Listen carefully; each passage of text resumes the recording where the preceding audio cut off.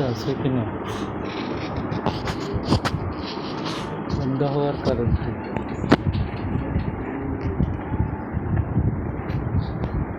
আচ্ছা, আর একটু করার আছে, আবার করো।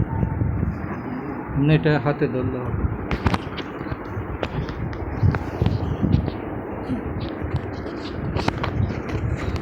শুরু করো। أعوذ بالله من الشيطان الرجيم.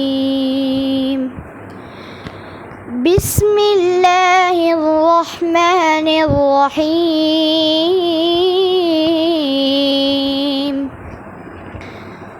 قل يا أيها الكافرون لا أعبد ما تعبدون ولا أنتم عابدون ما أعبد ولا أنا عابد ما عبدتم ولا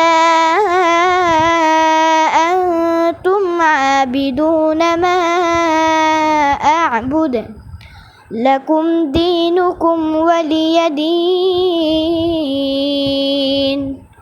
صدق الله العظيم.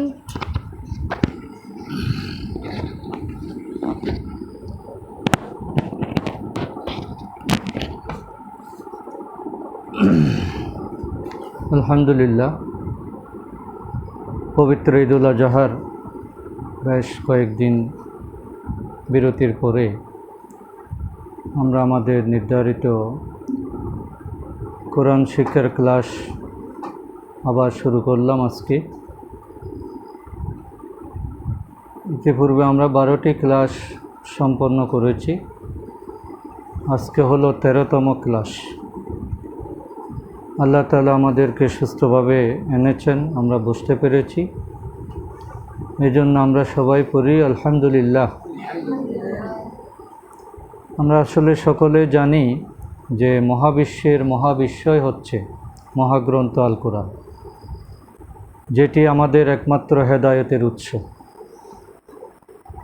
এবং এই কোরআনকেই বলা হয়েছে হাবলুল্লাহ, ওয়াতাসিমু বিহাবলিল্লাহি জামিআন ওয়ালা তাফাররাকু।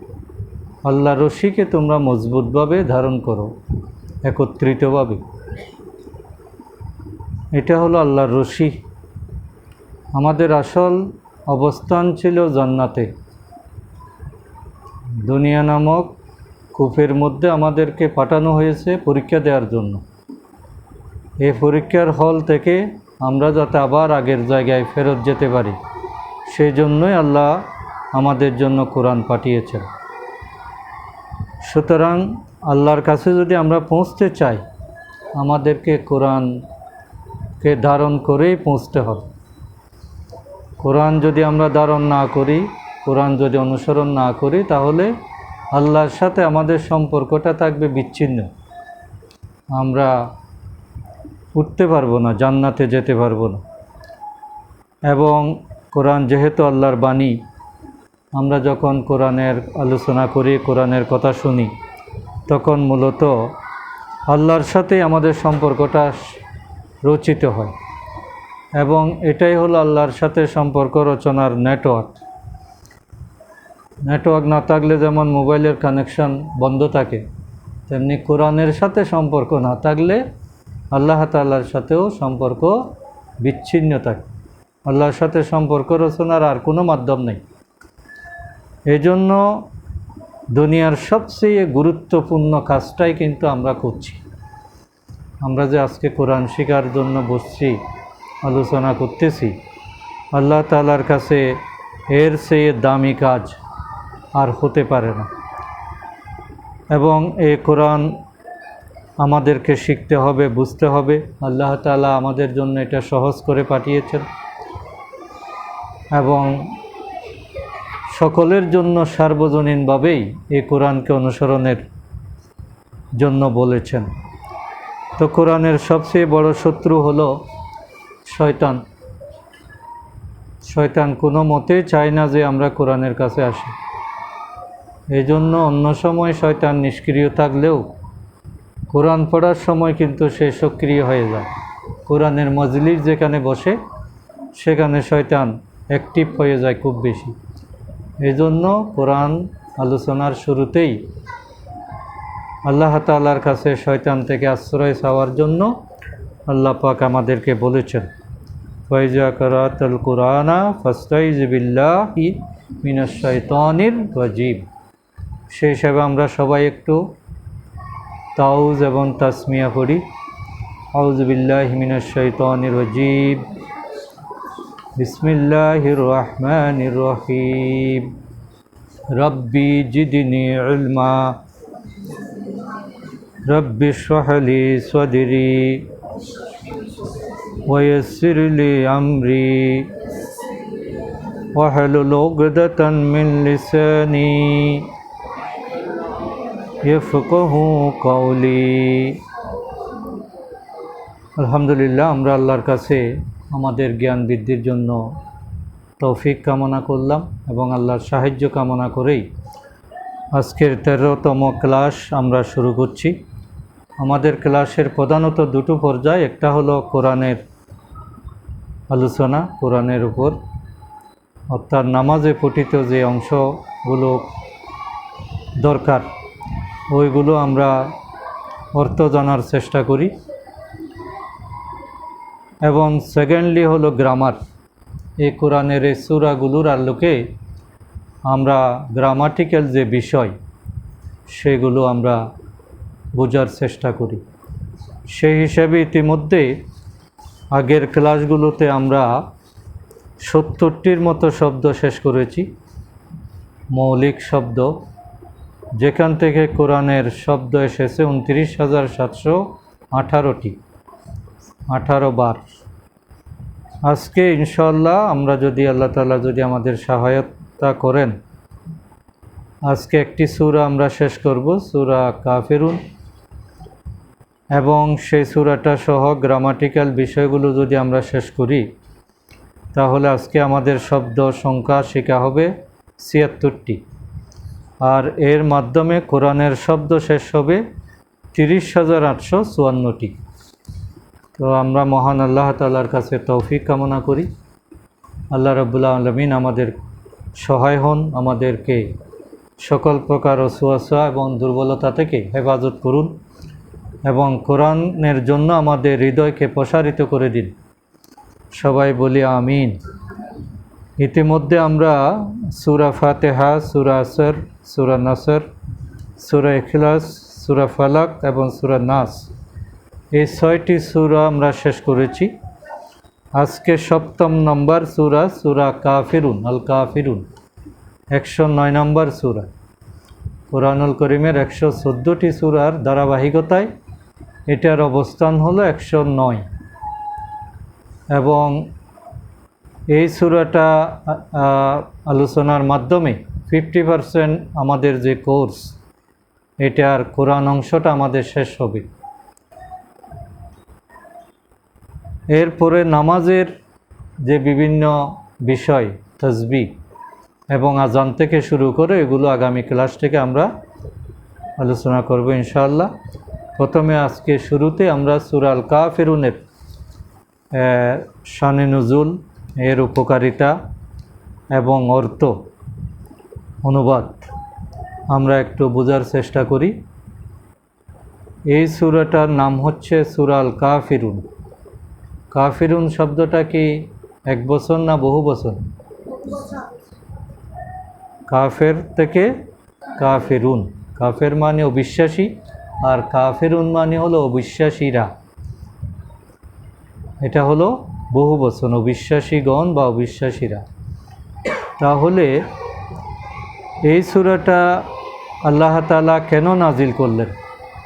এটা নাজিল করার একটা উপলক্ষ আছে, সেটা হলো রাসূল সাল্লাল্লাহু আলাইহি সাল্লাম যখন মক্কার লোকদেরকে দাওয়াত দিতে লাগলেন, তখন বিভিন্ন বাধা প্রতিবন্ধকতা সত্ত্বেও, অপপ্রচার, নির্যাতন, এগুলো সত্ত্বেও ইসলামের সংখ্যা, মুসলমানের সংখ্যা দিন দিন বেড়ে যাচ্ছে এবং কাফেররা এটাকে কোনো মতে রোধ করতে পারছে না। তারা রসুলকে পাগল বলেছে, জাদুকর বলেছে, বিভিন্ন অপবাদ দিয়েছে, কিন্তু যত বেশি অপপ্রচার করে রসুলের প্রতি মানুষের আকর্ষণটা তত বেড়ে যায়। আসলে বাধা দিলে গতি বাড়ে কি না? কোনো কাজে যদি বাধা দেওয়া হয়, না করতে বলা হয়, তখন করার ইচ্ছাটা বেশি জাগে। এই জন্য নেগেটিভটাও একটা প্রচার। কাফেররা যে রসুলের কাছে না আসতে বলল, এটা এক প্রকার রসুলের জন্য প্রচার হয়ে গেল। শেষ পর্যন্ত দেখলো যে তাদের অনেক পরিচিত লোক, প্রভাবশালী লোক ইসলামে দাখিল হয়ে যাচ্ছে, রসুলের কাছে ঈমান আনছে। এই জন্য তারা চালাকি করে একটা প্রস্তাব দিল, রসুলকে একটা প্রস্তাব দিল। বিরোধিতা না করে তারা একটা আপোষের মধ্যে আসার চেষ্টা করলো, একটা আন্ডারস্ট্যান্ডিং মনোভাব নিয়ে তারা রসুলকে বলল যে, হে মুহাম্মদ সাল্লাল্লাহু আলাইহি ওয়াসাল্লাম, আমরা আর বেশি বাড়াবাড়ির মধ্যে না যাই। তুমি যেহেতু একটা ধর্ম প্রচার করছো, তোমারটাও থাকুক আমাদেরটাও থাকুক, আমরা একটা আপোষ প্রস্তাব দিচ্ছি তোমাকে। সেটা হলো যে তুমি কিছুদিন আমাদের মূর্তির পূজা করবে আর আমরা কিছুদিন তোমার আল্লাহর পূজা করব। তাইলে সমান সমান হয়ে গেল, আর কারো বিপক্ষে আর বলার দরকার নেই।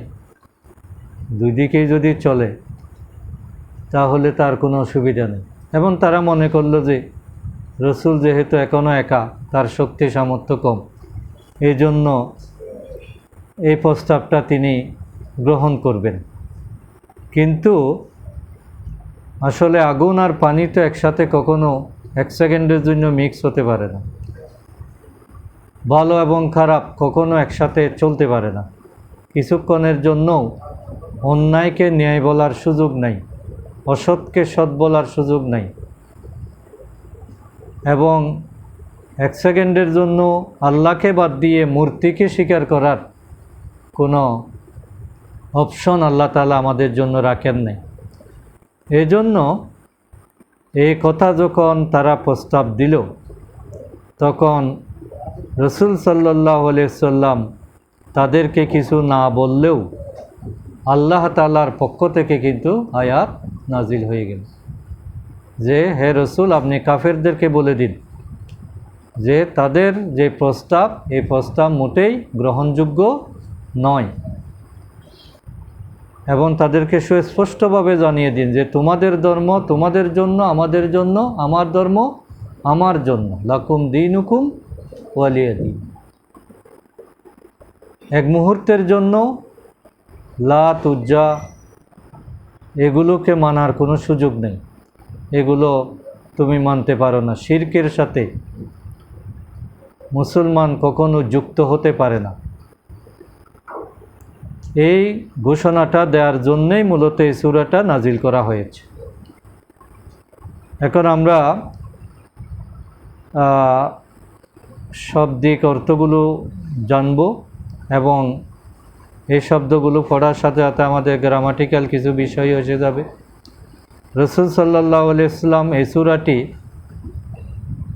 ফজর এবং মাগরিবের সুন্নত নামাজে তেলাওয়াত করতেন প্রায় সময়।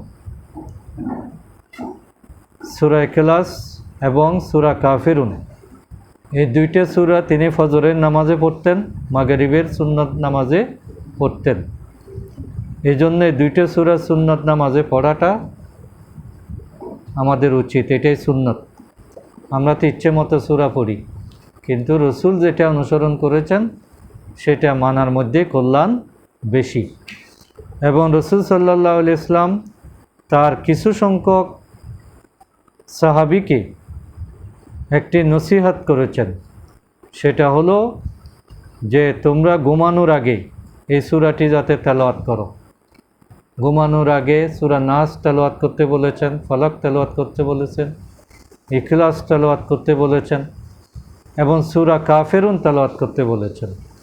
আমরা আমাদের দেশে যেটাকে সাইরকুল বলা হয়, এখানে প্রত্যেকটার পাশে চার আছে, কুল আছে কি না? কুল ইয়া আইয়ুহাল কাফিরুন, কুল হুয়াল্লাহু আহাদ, হ্যাঁ, তারপরে ফালাক, নাস। তাহলে এই চারটা সূরা আমরা একটু ঘুমানোর আগে পড়ার চেষ্টা করব, তাহলে সুন্নত আদায় হবে এবং আল্লাহ তাআলা আমাদের কল্যাণ বর্ষণ করবে। এটা হলো এর আমলের দিক। এখন আমরা অর্থগুলো একটু দেখি। আউযু বিল্লাহি মিনাশ শাইতানির রাজিম, এটার অর্থ তো সবার জানা আছে, হ্যাঁ? অর্থ কি? আউযু মানে বিল্লাহি মিনাশ শাইতান আর রাজিম, আমি মহান আল্লাহর কাছে বিতাড়িত শয়তান থেকে কি চাই? আশ্রয় চাই। বিসমিল্লাহির রহমানির রহিম, পরম করুণাময় দয়াময় আল্লাহর নামে শুরু করছি। কুল, কুল মানে কি? আপনি বা তুমি বলুন। এই কুল যেখানে থাকবে এটা স্পেশাল একটা নির্দেশ। বেশি গুরুত্বপূর্ণ কথা হলে আল্লাহ তাআলা কুল দিয়ে শুরু করেন, যেমন সূরা ইখলাস, সূরা নাস, সূরা ফালাক, এগুলো আল্লাহর পক্ষ থেকে এমন গুরুত্বপূর্ণ মেসেজ, এগুলো শোনার সময় যাতে অন্য কোনো দিকে খেয়াল না থাকে, এই জন্যই অধিকতর মনোযোগ দৃষ্টি আকর্ষণের জন্য এবং কথার গুরুত্ব বোঝানোর জন্য আল্লাহ তাআলা যেখানে কিছু নসিহত করেছেন, নির্দেশ দিয়েছেন, সেখানে কুল দিয়ে শুরু করেছেন। আল্লাহ তাআলা তার রসুলকে বলে দিচ্ছেন, হ্যাঁ রসুল আপনি বলে দিন, ইয়া আইয়ুহাল কাফিরুন। ইয়া আইয়ুহা মানে হলো ও হে, হ্যালো, আমরা হ্যালো বলি না,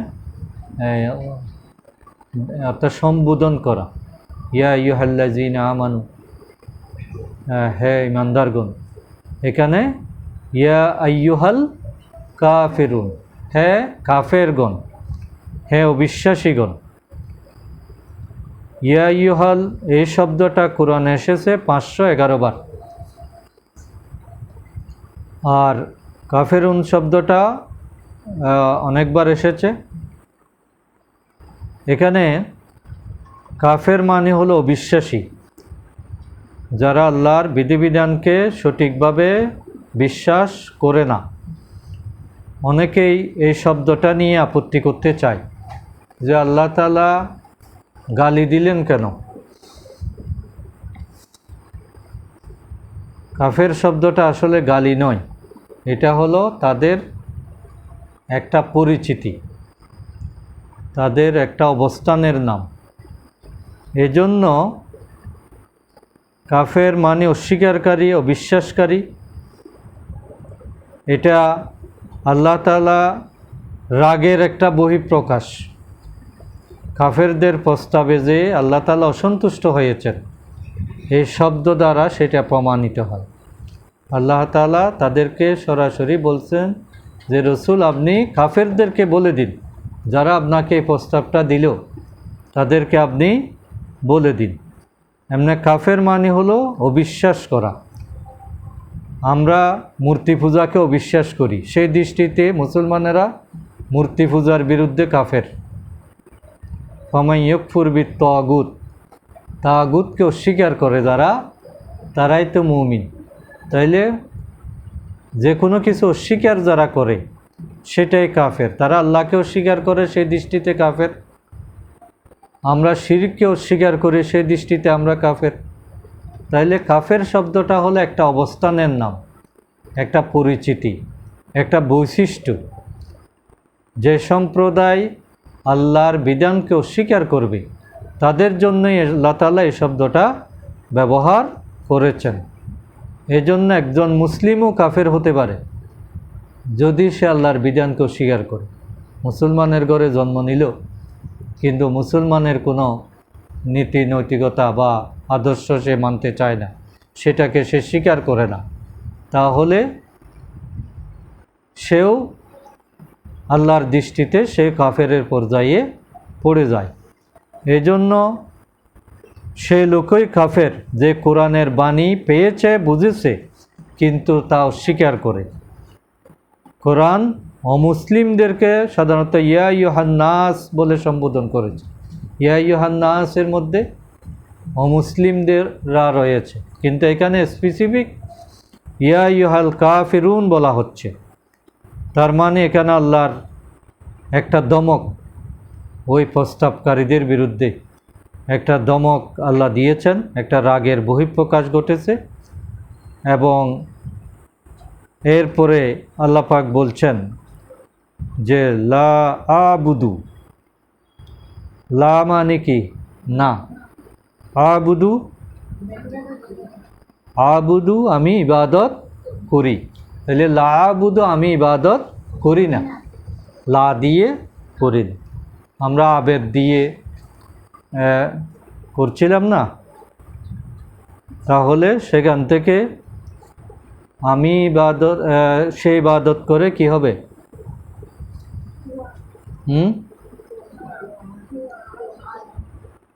ওয়াবুদু, তারা ইবাদত করে, হ্যাঁ, আর তুমি ইবাদত করো তাবুদু, তোমরা ইবাদত করো, হ্যাঁ, তাবুদু না। আর আমি ইবাদত করি আবুদু, আমরা ইবাদত করি না আবুদু। তাইলে এখানে কি লা আবুদু, লা আবুদু মানে আমি ইবাদত করি না, লা আবুদু আমি ইবাদত করি না। মা, মা মানি যার, তাবুদুন, তাবুদুন তোমরা ইবাদত করো, তোমরা যার ইবাদত করো। আবুদু, ইয়াবুদু, ইয়াবুদুনা, তাবুদু, তাবুদুনা, আবুদু, না আবুদু। তাহলে এখানে কোনটা আসছে? তাবুদু, তাবুদুনা মানে তোমরা ইবাদত করো, যার ইবাদত তোমরা করো। লা আবুদু আমি ইবাদত করি না, মা তাবুদুন যার ইবাদত তোমরা করো। লা আবুদু মা তাবুদুন আমি ইবাদত করি না, যার ইবাদত তোমরা করো। ইবাদতের তিনটি অর্থ। ইবাদত মানে হলো প্রার্থনা করা, কোনো কিছু চাওয়া কারো কাছে। ইবাদতের একটা অর্থ হলো কোনো কিছু কামনা করা, প্রার্থনা করা।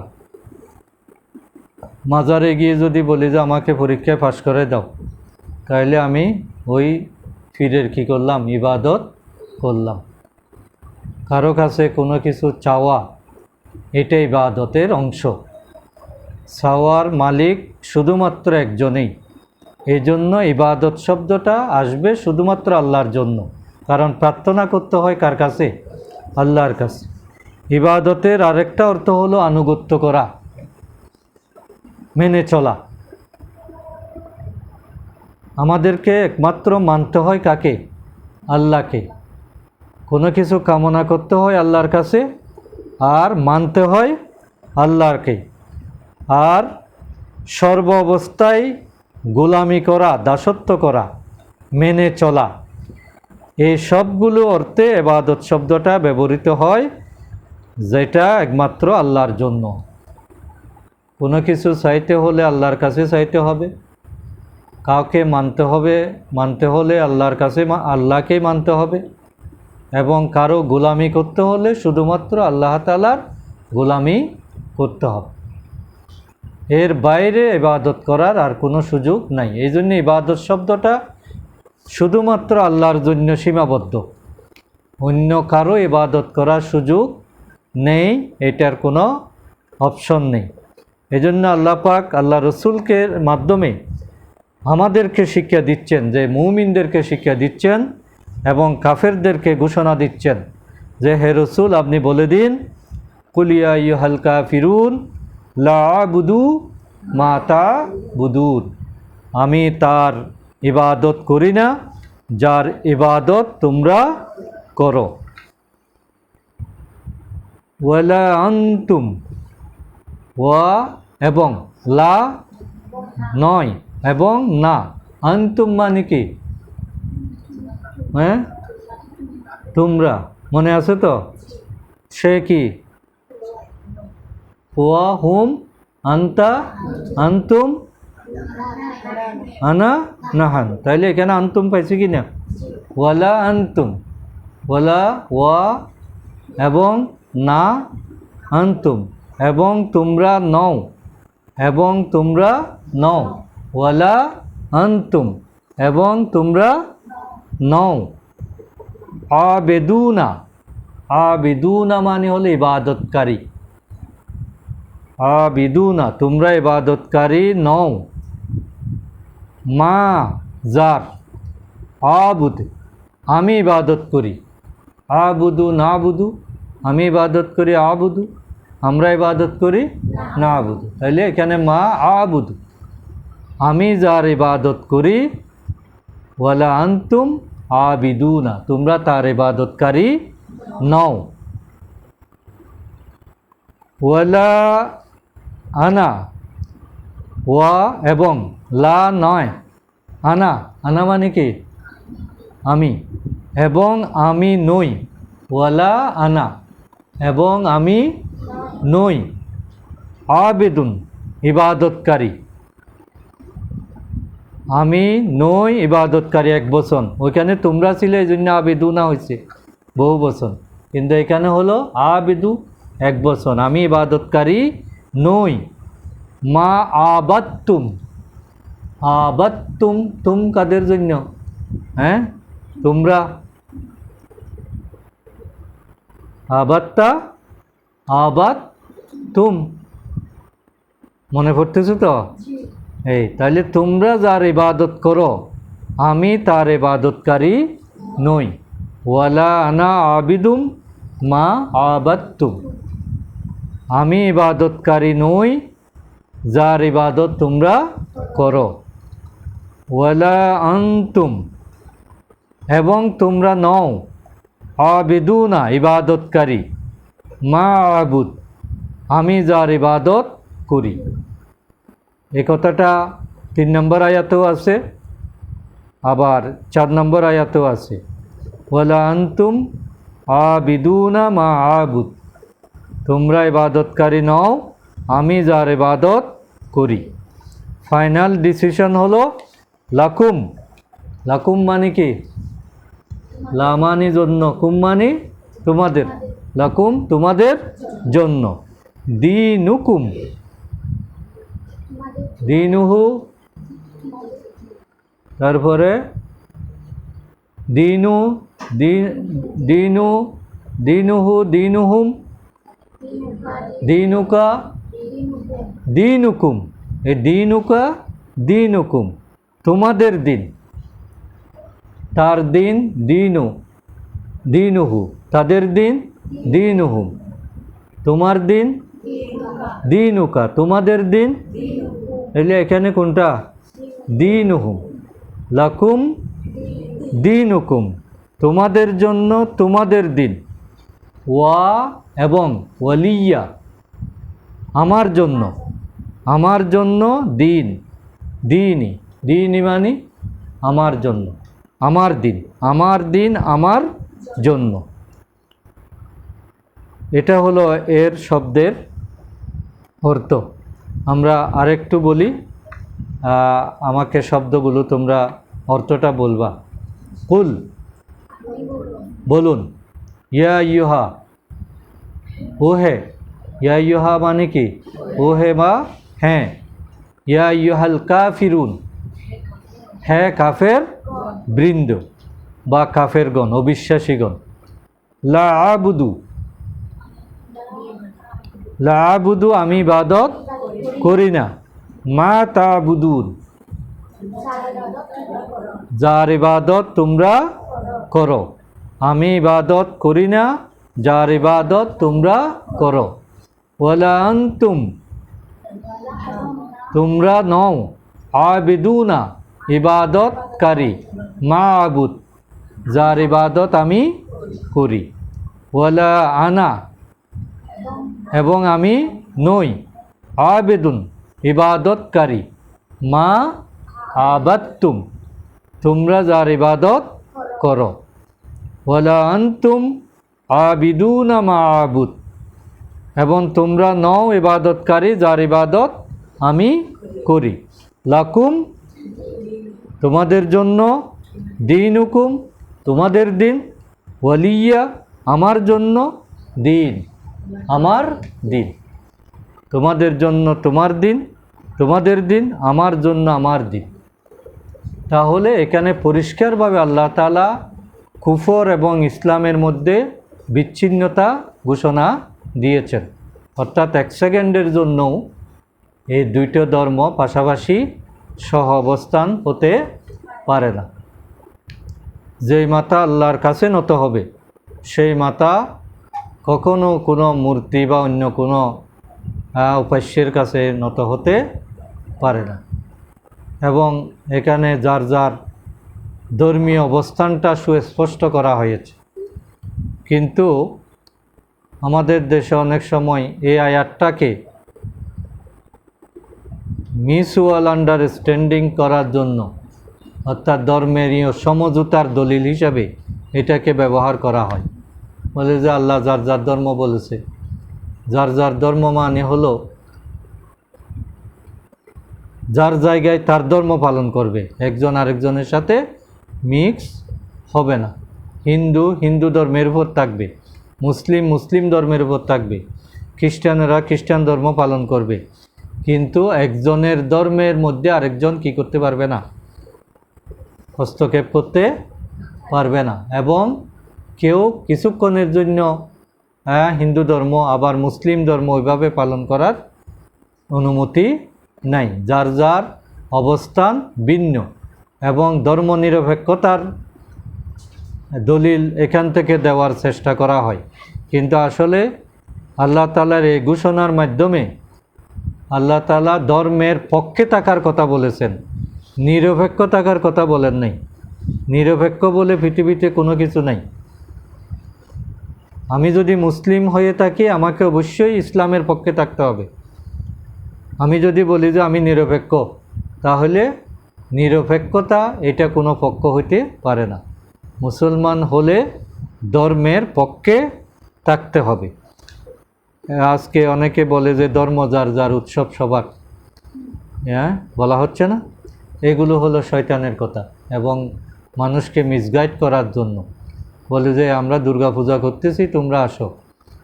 তাহলে দুর্গা পূজায় কি কোনো মুসলমান যেতে পারে, সহযোগিতা করতে পারে, সেখানে আনন্দ উদযাপন করতে পারে, সেটাতে সন্তুষ্ট থাকতে পারে?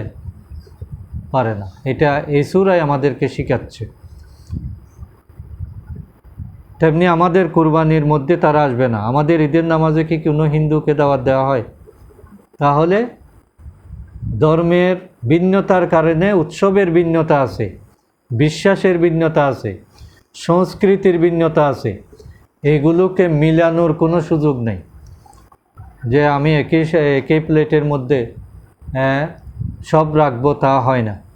এখানে বিষ আর মধু পাশাপাশি থাকতে পারে না। আমি যেটা মনে করি সেটা আমার জন্য মধু, আর অন্য যেটা পালন করে সেটা আমার ক্ষেত্রে বিষ। সুতরাং এক সেকেন্ডের জন্য আমি বিষ পান করতে পারি না, এক সেকেন্ডের জন্য আমি অন্যায়কে মেনে নিতে পারি না, আমি যেটা আমার আকীদাকে আমি বিনষ্ট করতে পারি না। এটাই হলো এই সূরার শিক্ষা। পৃথিবীতে ধর্ম থাকবে, কিন্তু আল্লাহ তাআলা শুধুমাত্র তার রসুলের মাধ্যমে একটা ধর্মকেই মনোনীত করেছেন। সেই ধর্মটা কি? ইন্নাদ দীনা ইনদাল্লাহিল ইসলাম। আল্লাহর কাছে একমাত্র মনোনীত দিন হলো ইসলাম। এই জন্য অন্য কোনো ধর্মের সাথে যারা ইসলাম ধর্মে বিশ্বাস করে ওরা আপোষ করতে পারে না, ওদের সাথে মিক্স হতে পারে না। আল্লাহ রসুল ঘোষণার আগেও কখনো মূর্তি পূজা করেন নাই এবং কখনো তাদের গান বাজনায় অংশগ্রহণ করেন নাই। তাদের অপসংস্কৃতির কোনো অনুষ্ঠানে তিনি যাননি। নবুয়ত ঘোষণা হয়েছে তো 40 বছর বয়সে, কিন্তু শিশু অবস্থা থেকে রসুল সাল্লাল্লাহু আলাইহি ওয়াসাল্লাম এই কুফর থেকে, শিরক থেকে সম্পূর্ণ মুক্ত ছিলেন এবং কাফেরদের এই প্রস্তাবটাকে আল্লাহ তাআলা সরাসরি নাকচ করে দিয়েছেন। তার মানে মুসলমানদের চলার পথ হলো সম্পূর্ণ স্বতন্ত্র, ভিন্ন এবং আলাদা। সে কখনো কুফরের সাথে, শিরকের সাথে, আল্লাহর নাফরমানির সাথে কখনো নিজেকে যুক্ত করতে পারে না, সামান্য সময়ের জন্য হলেও। এবং কোনো লোভ, লালসা, ভয়, ভীতি কোনো কিছুই তাকে এক্ষেত্রে আপোষ করার পারমিশন দেয় না। কারণ আল্লাহ তাআলা একটা ধর্মই দিয়েছেন, একটা দিনই দিয়েছেন মুসলমানদের জন্য, আল ইয়াউমা আকমালতু লাকুম দীনুকুম। আজকের এই দিনে আমি তোমাদের উপর আমার দিনকে পরিপূর্ণ করে দিলাম। ওয়াতমামতু আলাইকুম নিয়ামতি, তোমাদের উপর আমার নিয়ামতকে আমি কি করলাম? সম্পূর্ণ করলাম। ওয়ারাদিতু লাকুমুল ইসলামা দীনা, এবং তোমাদের চলার পথ হিসাবে আমি শুধুমাত্র ইসলামকে মনোনীত করলাম। তাহলে এই যদি অবস্থা হয়ে থাকে, এখানে সামান্য সময়ের জন্য কুফরের সাথে, শিরকের সাথে, অন্য কোনো ধর্মের সাথে নিজেকে বিলীন করার সুযোগ, অনুমতি মুসলমানদের জন্য নাই। এটাই হলো এই সূরার শিক্ষা।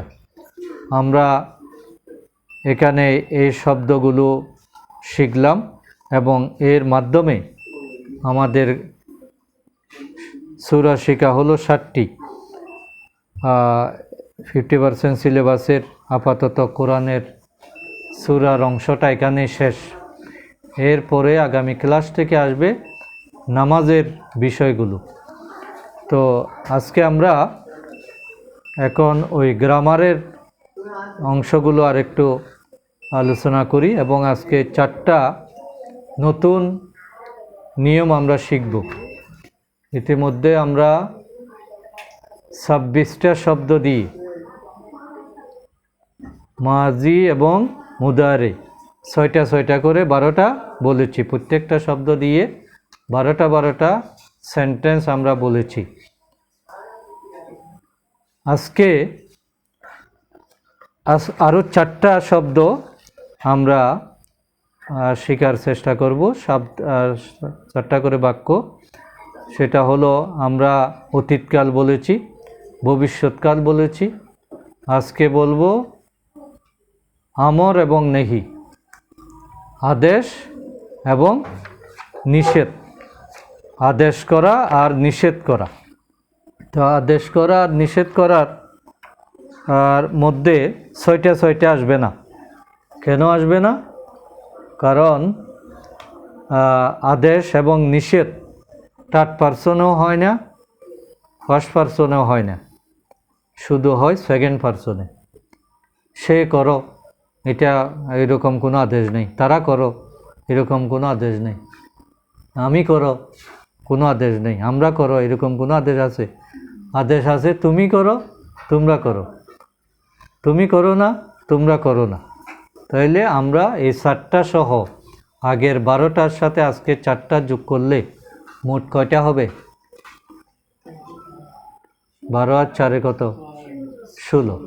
আজকে 16টা সেন্টেন্স আমরা ক্লিয়ার করব ইনশাআল্লাহ। বাকি থাকবে, আমাদের টার্গেট হলো কত? 19। আমরা এই ফাইল দিয়ে 19টা সেন্টেন্স বানাবো। তার মধ্যে আজকে 16টা হয়ে যাবে ইনশাআল্লাহ।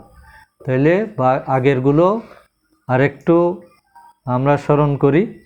ফেলে মাদি আমরা কি দিয়ে বলছিলাম? ফাআলা দিয়ে। ফাআলা অর্থ কি? সে করলো বা করেছিল, অতীতকাল। ফেলে মাদি। ফাআলা ফাআলু, সে করলো, তারা করলো। সে করলো, ফাআলা, তারা করলো, ফাআলু। তুমি করলে, তোমরা করলে, আমি করলাম, আমরা করলাম, ফাআলনা। এগুলো মনে আছে তো? এগুলো ভুলে গেলে কিন্তু আমরা আবার লাইন থেকে চ্যুত হয়ে যাব। ট্রেন পড়ে গেলে যেমন আর দিক বিদিক খুঁজে পায় না, আমাদের অবস্থা তাই হবে। এগুলো হলো ভিত্তি, আপনার রুট ক্লিয়ার রাখতে হবে। ফালা, ফালু, ফালতা, ফালতুম, হ্যাঁ, ফালতু, ফালনা, এই ছয়টা হলো কি ফেলে মাদি বা অতীতকাল। আর ফেলে মুদারে ভবিষ্যৎ এবং বর্তমান।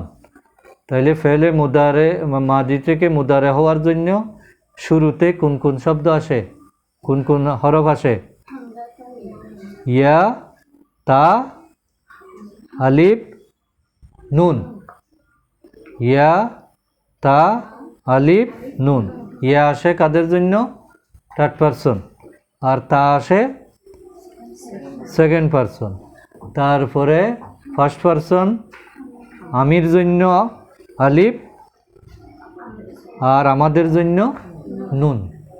তাইলে ফালা, ফালু, ফালতা, ফালতুম, ফালতু, ফালনা, এইটা হলো অতীতকাল। এখন ভবিষ্যৎকালে কি হবে? ইয়ে ফালু, সে করবে। সে করবে বা করে, দুইটাই হতে পারে। সে করবে, ইয়ে ফালু, তারা করবে, ইয়ে ফালু না। তুমি করবে, তাফালু, তোমরা করবে, তাফালু না। আমি করব, আফালু, আমরা করব, নাফালু। আবার ইয়ে ফালু, সে করবে, তারা করবে, ইয়ে ফালু না। তুমি করবে, তাফালু, তোমরা করবে, আমি করব, আফালু, আমরা করব, নাফালু। এতটুকু তো ক্লিয়ার আছে। এরপরে আজকে আমরা আমর, আমরটা কীরকম হবে? আমর মানে কি? আদেশ, আদেশ করা। আদেশ করাটা কার জন্য? সেকেন্ড পারসনের জন্য।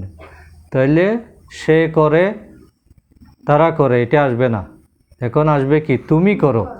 কাউকে যদি আমি বলি যে তুমি করো, তাহলে তুমি করো আমাদের মূল শব্দ ছিল কি? ফালা।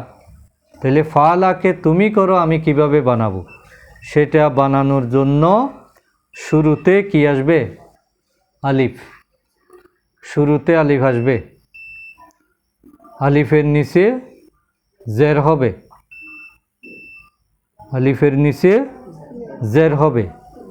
তারপরে ফালা, ফালা যেটা ছিল, হ্যাঁ, ওইটা লামের উপর জজম হবে, সাকিন হবে। তাহলে সেভাবে যদি আমরা হিসাব করি, তুমি করো কি হবে? ইফআল। তুমি করো, ইফআল। আর তোমরা করার জায়গায় কি হবে? শুরুতে আলিফ আসবে, জের আসবে, আলিফের নিচে জের দিয়ে শুরু হবে। তারপরে শেষে শেষে ওয়াও আর একটা খালি আলিফ, ওয়াও এর সাথে খালি আলিফ। এক বছর তুমির জন্য সাকিন, আর তোমরার জন্য কি? ওয়াও খালি আলিফ। ইফআলু, তোমরা করো, ইফআলু, তুমি করো, ইফআল, আর তোমরা করো, ইফআলু। তুমি করো, তুমি করো, এটার চিহ্ন হবে এরকম, উপর থেকে নিচের দিকে এক আঙ্গুল। তুমি করো, ইফআল, তোমরা করো, ইফআলু। বহুবচন হলে আঙ্গুল চারটা হবে। তুমি করো, ইফআল, তোমরা করো, ইফআলু, তুমি করো, তোমরা করো, ইফআলু। তাহলে দুইটা গেল, 14টা। তারপরে নেহি, নিষেধ। নেহিটা কীরকম হবে? লা তাফাল, লা তাফাল। ওকে, লা তাফাল, লা মানে না, তুমি করো না, লা তাফাল। ওই যে মানে ভবিষ্যতের তাফাল ছিল না, সেটাই এখানে আসবে, লা তাফাল। আর তোমরা করো না, লা তাফালু। ওই ওয়াওয়ের পরে কি? খালি আলিফ। ওইখানে মানে তুমির জন্য তুমি করো না, লা তাফাল, সাকিন, লামের উপর সাকিন। আর তোমরা করো না ওয়া খালি আলিফ। তুমি করো না লা তাফআল, তোমরা করো না লা তাফআলু। তুমি করো না, এটার চিহ্ন হবে এরকম, তুমি করো না লা তাফআল, তোমরা করো না লা তাফআলু। তুমি করো ইফআল, তোমরা করো লা তাফআল, লা তাফআল, তুমি করো না লা তাফআলু, তোমরা করো না। তাহলে 16টা। এখন আমরা আবার শুরু থেকে 16টা বলবো। সে করেছিল, ফাআলা, তারা করেছিল, তুমি করেছিলে, তোমরা করেছিলে, আমি করেছিলাম, আমরা করেছিলাম, সে করবে, ইয়াফআলু, তারা করবে, তুমি করবে, তোমরা করবে, আমি করব, আমরা করব, তুমি করো, ইফআল, তোমরা করো, ইফআলু, তুমি করো না লা তাফআল, তোমরা করো না লা তাফআলু। পড়া যাবে? সহজ না কঠিন? খুবই সহজ। এই মানে সামান্য মানে ব্যতিক্রম। এটা যদি নিয়মটা বুঝি তাহলে এইভাবে এই ফাতাহা গ্রুপে যারা আছে, যে শব্দগুলো আছে ফাতাহা গ্রুপে কয়টা আছে? ফাআলা, ফাতাহা, জাআলা, এই একই নিয়মে। তাহলে ফাতাহা দিয়ে আমরা আবার প্র্যাকটিস করি। ফাতাহাটা কিভাবে হবে? সে খুলল, সে খুলল, ফাতাহা, তারা খুলল, তুমি খুললে, ফাতাহ তা, তোমরা খুললে, ফাতাহ তুম, আমি খুললাম, আমরা খুললাম, ফাতাহ না। সে খুলবে, ভবিষ্যতেরটা একটু উপরে, সে খুলবে, ইফতাহ, ইফতাহু, তারা খুলবে, ইফতাহু না, তুমি খুলবে, তাফতাহু, তোমরা খুলবে, আমি খুলব, আমরা খুলব, নাফতাহু। এগুলো আমরা বলার সময় নাক বরাবর, নাফতাহু মানে না এই উপরে, অর্থাৎ ভবিষ্যতেরটা উপরে, আর অতীতকালেরটা বরাবর নিচে। তাহলে সাইনগুলো দেখেই মানুষ যাতে বুঝে যেটা কোন কাল, আমাদের হাতের সাথে কথার মিল থাকতে হবে। এখন আমরা যাব আমরে। তাহলে সে, তুমি খুলো, ইফতা, ইফতা বিভাগ আছে না? হ্যাঁ, ইফতা, তুমি খুলো, ইফতা, তোমরা খুলো, ইফতাহু, তুমি খুলো, তোমরা খুলো, তুমি খুলো না, লা তাফতাহ, লা, তোমরা খুলো না, লা তাফতাহু, লা তাফতাহু। বুঝতেছ? কথা বলতে হবে, বসে থাকলে মনে থাকবে না। যত বেশি আমার সাথে শেয়ার করবে তত বেশি তোমার হৃদয়ের মধ্যে গেঁথে যাবে। তোমাদের শেখা হয়ে যাওয়া মানে এখন তোমরা লিখতেছো না, অন্তরে বসে যাওয়া মানে পড়া শেষ। তুমি মানে এটা অনেক বিরাট কিছু অর্জন। এই জন্য আবার সে খুলল,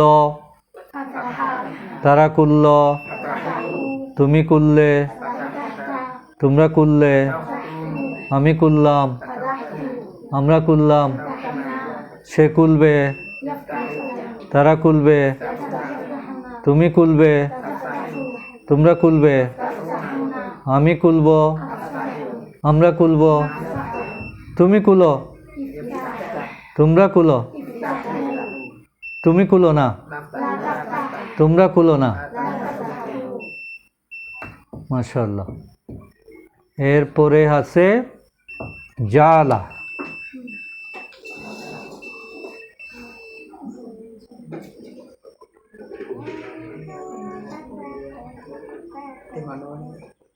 বন্ধ করে দাও।